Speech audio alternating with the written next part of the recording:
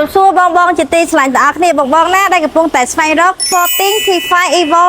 023 Full Option កប់តែម្ដងបង Plan 14 ណាចូលមកអស់តែម្ដងចឹងបងឃើញហើយមកឲ្យលឿនប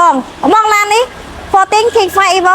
023 Full Option បងលក់តម្លៃជូនបងត្រឹមតែ $29,000 ទេបងចាប៉ុណ្្នឹងគឺវៃឆ្លាតមែនតើបងមានតាំងពីបាក់តបោពេញមានកាមេរ៉ា360មាន sensor បងចាឥឡូវបងបង្ហាញខាងក្នុងជូនបងមើលចាបងឲ្យសម្រាប់សោវិញគឺ2គ្រាប់បងនិយាយទៅឡានខ្លាញ់កោបងគេទិញមកគឺមានសោ2គ្រាប់តែម្ដងនេះបងមើលទៅចាសម្រាប់អេក្រង់លើនេះចាគឺរវៃស្អាតមែនតើនិយាយទៅទំនើបបងចា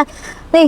តែគេដាក់ទឹកដាក់អីបងលយមែនតើមាន wireless charge បងបាក់តបោពេញមានកាមេរ៉ា360នេះខ្ញុំបង្ហាញកាមេរ៉ា360ឲ្យបងមើលតិចចានេះកាមេរ៉ា360បងចាមានចាប់ប្រាំងបុកប៉ះអូតូនិយាយទៅលយតែម្ដងបងចាខ្ជក់ក្តាប់អូតូនេះអីចុចអូតូ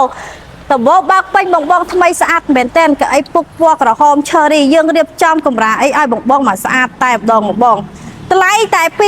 $29,000ទេបងទិញជាលុយសុទ្ធក៏បានបងនំលក់ក៏បានផ្ដល់ឡានបងដែលកំពុងតែប្រើប្រាស់នេះយក14 T5 Evo 023មួយគ្រឿងនេះបានបងស្អាតមែនតើធានាជូនបងម្ចាស់ដើមទី1មានអេក្សាគ្រប់ចំនួនទាំងអស់តែម្ដងម្ចាស់ដើមមុនគឺគាត់ទិញខាងគោបងចាអញ្ចឹងបងអាចមកមើលបានទីតាំងបងគឺនៅបណ្ដោយផ្លូវញ៉ាមងរធីចុះពីស្តុបផ្សារបឹងបៃតងហាក់ជា50ម៉ែត្រទេបងដល់ទីតាំងផ្ទាល់ហើយព័ត៌មានបន្ថែមបងអាចតំណលេខខាងលើ page ក៏បានចុច link ទៅលេខខាងក៏បានឆាតចូល page បងតបបានណាបងចាអរគុណជំរាបលាបាយបាយ